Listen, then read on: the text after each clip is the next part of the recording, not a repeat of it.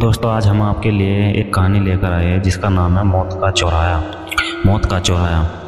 मैं अभी अभी नए शहर शिफ्ट हुआ हूँ। मेरी एक सीमेंट के प्लांट में जॉब पक्की हुई थी, तो पहले जाके रहने का जुगाड़ किया और फिर बाद में सामान लेके जाने का सोचा था।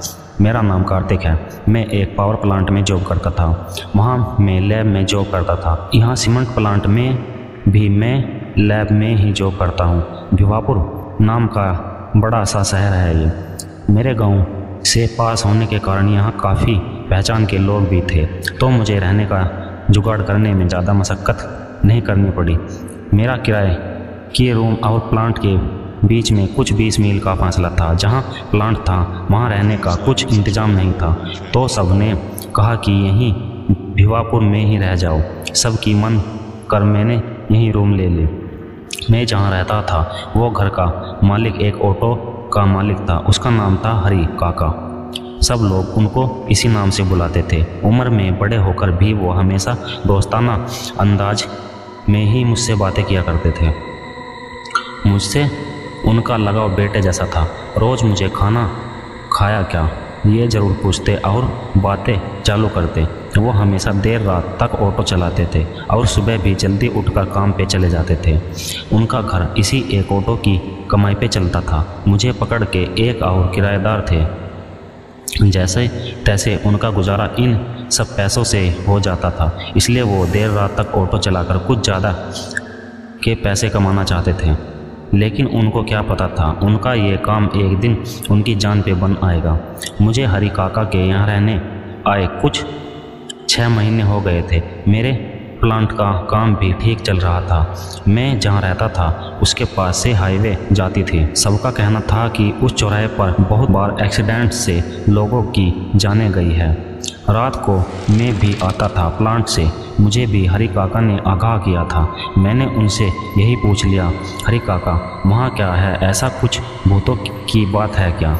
हाँ कार्तिक बेटा, वहाँ बहुत सालों से ये जो पुल बना है न, सुना है ये जब बन रहा था तब कई लोगों की इसमें बलि दी गई थी। अब वही यहाँ मौत का तांडव कर रहे हैं, काका ने समझाते हुए कहा। मैं थोड़ा डर गया। मुझे सहमा सा दे काका बोले, अरे डरो नहीं बेटा, यहाँ घर में कोई टेंशन लेने की ज़रूरत नहीं है। मैं इतने सालों से ऑटो चला रहा हूँ, मुझे तो कोई भूत नहीं दिखा। हमारी बात हुई अभी कुछ ही दिन हुए थे कि उस चौराहे के पास फिर से एक एक्सीडेंट हो गया। समझ नहीं आया कैसे। जब सब लोग देखने गए तो मैं भी साथ में चला गया। एक कार वाला था, चौराहे से आगे जाके एक खंबे से जाके टकराया था। उसकी मौत जगह पर ही हो गई थी। लेकिन रात को हाईवे इतना चालू रहता है, फिर भी किसी ने उसको वहाँ देखा कैसे नहीं, यही सवाल सब कर रहे थे। उसका एक्सीडेंट हुआ ये बात सुबह सबको पता चली। पुलिस वालों को भी ये हमेशा का रोड एक्सीडेंट लगा, लेकिन काका घर आने के बाद सबको यही कह रहे थे कि ये रोड एक्सीडेंट नहीं था, उस आदमी को भी उन भूतों ने ही मारा है। ऐसे ही दिन बीतते गए। मुझे यहाँ अब साल होने को आया। मैं भूतों पे वैसे तो यकीन नहीं करता, लेकिन सब बोलते हैं तो मन न चाहते हुए भी मानने को तैयार होता है। मेरे दादू का कहना था, आदमी ने निडर रहना अच्छी बात है, पर थोड़ा सा डर भी होना चाहिए। डर से इंसान आने वाले खतरे के लिए तैयार होता है। अचानक आया खतरा निडर संभल नहीं पाता और दुर्घटना होती है। मुझे जब भी कभी रात को अकेले में कहीं सुनसान जगह जाना होता, मेरे दादू की यही बात मैं हमेशा अपने मन में रखता था। जब ये किस्सा मेरे साथ हुआ उसके बाद से तो मैं बहुत डर गया था।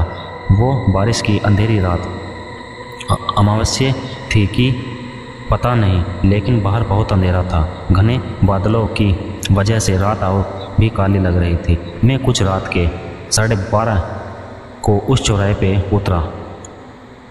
मुझे मेरे प्लांट की बस छोड़ के आगे चली गई। आज प्लांट में शट डाउन था, इसलिए सभी ने ओवरटाइम किया था, तो लैब वालों को भी रोका गया। 1-2 लोगों के लिए अलग से गाड़ी नहीं भेज सकते थे, तो मुझे बेवजह बिठा के रखा। बारिश बहुत हो रही थी, छाता नहीं था मेरे पास, भीगते हुए जा रहा था। घर उस चौराहे से कुछ 20 मिनट की दूरी पर था। मैं बिना पीछे देखे जल्दी घर जाने के लिए चल रहा था। चौराहे पीछे रह गया। लेकिन ऐसा लगा कि चौराहे से मेरे पीछे कोई चल रहा था।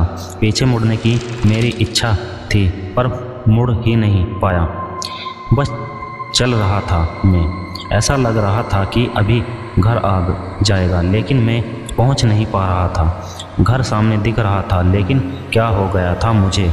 मैं घूम ही रहा था। मुझे समझ रहा था कि कुछ तो हुआ है मुझे, लेकिन इसमें से बाहर निकल नहीं पा रहा था। मेरे पीछे से कोई मुझे धकेल रहा था। मैं डर जाऊंगा पीछे देख के, इसलिए मुड़ के देखने की हिम्मत नहीं थी मुझ में। अब मैं थक चुका था, चलना नहीं हो रहा था। अब वो मुझे खींच के ले जा रहा था। मैं खुद को उससे छुड़ा नहीं पा रहा था कि अचानक एक ट्रॉली वाला मेरे पास से हॉर्न मारते हुए गया। लगा मैं जैसे सपने से जाग गया। बारिश भी रुक गई थी और मैं एक जगह रुक गया। अब मेरे आसपास कोई आहट नहीं थी। घड़ी देखी तो सुबह के 4 बज रहे थे। मैं अब और नहीं चलना चाहता था, वहीं बैठ गया। सुबह का इंतज़ार करने लगा। जैसे ही थोड़ा उजियाला हुआ, देखा मेरा घर सामने ही था। पता नहीं मैं कहाँ घूम रहा था और मेरे पीछे कौन पड़ा था। रूम पे जाने के बाद मैं सीधा अंदर जाके कपड़े बदल कर सो गया। डर की वजह से मुझे बुखार हो गया था। हरी काका रूम में आए, खैरियत पूछी। उनको मैंने सब बता दिया। उन्होंने समझाया कि कोई प्रेत आत्मा पीछे पड़ी होगी। उन्होंने आगे कहा कि मैंने ऐसा भी सुना है कि ये आत्मा पीछा करके थका देती है, बाद में अगर कोई पीछे मुड़ के देखे तो उसको अपने वश में कर लेती है, फिर वो उस पर हावी हो जाती है। मैंने कहा, हरी काका मैं आखिर तक पीछे नहीं मुड़ा, लेकिन मुझे अब बहुत डर लग रहा है। हरी काका बोले, जो होना था वो अब बीत चुका है, अब डरो नहीं, कुछ नहीं होगा।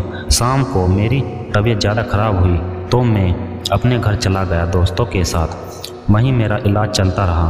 कुछ एक हफ्ते के बाद मैं वापस रूम में आया। वहाँ का नज़ारा देख के तो मेरे होश ही उड़ गए। हरी काका एकदम बीमार से हो गए थे, पलंग पर लेटे थे। उनको भी काफ़ी तेज़ बुखार था। मुझे देखकर उन्होंने पास आने का इशारा किया। मैं उनके पास गया। काका बोले, कार्तिक बेटा, तू जिस दिन यहाँ से गया उसी रात को एक हादसा मेरे साथ भी हुआ। मैंने उनको सहमते हुए पूछा, क्या हुआ काका? काका ने बोलना चालू किया। मैं उस रात भर ऑटो चलाने का सोच के गया था। मुझे नींद नहीं आ रही थी और सवारी भी मिल रही थी। यहाँ चौराहे से कुल 3 सवारी मुझे कुछ 12 बजे के आसपास मिली थी। सबको नाके तक जाना था। अंदर बैठने के बाद कोई कुछ नहीं बोला तो मैंने ही पूछ लिया, भाई इतनी रात को कहाँ जा रहे हो नाके पे? उस जगह आत्मा घूमती है। मेरे किराएदार को भी डराया था उसने। इतना बोलने के बाद उनमें से एक बोला, तू अपना काम कर, तुझे भूतों से डर नहीं लगता क्या? काका बोले, लगता है ना भाई, लेकिन इस पेट के लिए रात को काम करता हूँ। नाका आया था, मैंने ऑटो रोका, एक ही सवारी उतरी, उसने पैसे दिए, लेकिन जैसे वो चलने लगा मेरे होश ही उड़ गए। कार्तिक बेटा, उसके पैर पीछे की तरफ थे।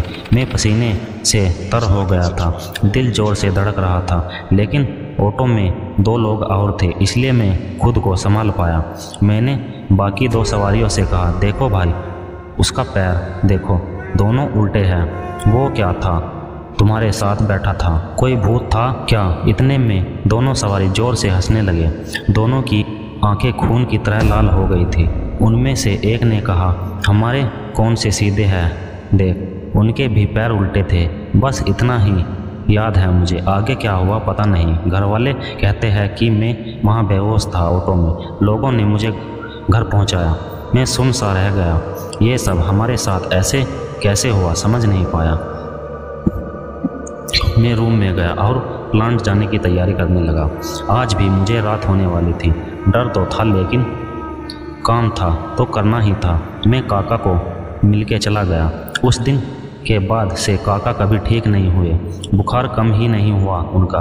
डर से वो अंदर से टूट गए थे। कुछ दिनों में खाना पीना भी बंद हो गया उनका। और एक दिन जब मैं प्लांट से वापस आया तो काका हम सबको छोड़ के चले गए थे। घर वाले रो रहे थे। उसी दिन एक तांत्रिक को बुला के घर में शांति के लिए हवन भी हुआ। मुझे भी कुछ सहज नहीं लगा तो मैंने वो घर बदल दिया। लेकिन मेरे साथ जो हुआ वो क्या था, इसका जवाब किसी के पास नहीं था। उन प्रेतात्माओं ने काका की जान ली थी, मैं बच गया था। भगवान का शुक्रिया करता हूँ रोज़ और अपने काम पे चला जाता हूँ। दोस्तों, आपको कहानी कैसी लगी प्लीज़ हमें कमेंट में बताइए, और ऐसी इंटरेस्टिंग कहानी सुनने के लिए हमारे यूट्यूब चैनल को सब्सक्राइब कीजिएगा। मिलते हैं एक और नई कहानी में, तब तक के लिए धन्यवाद।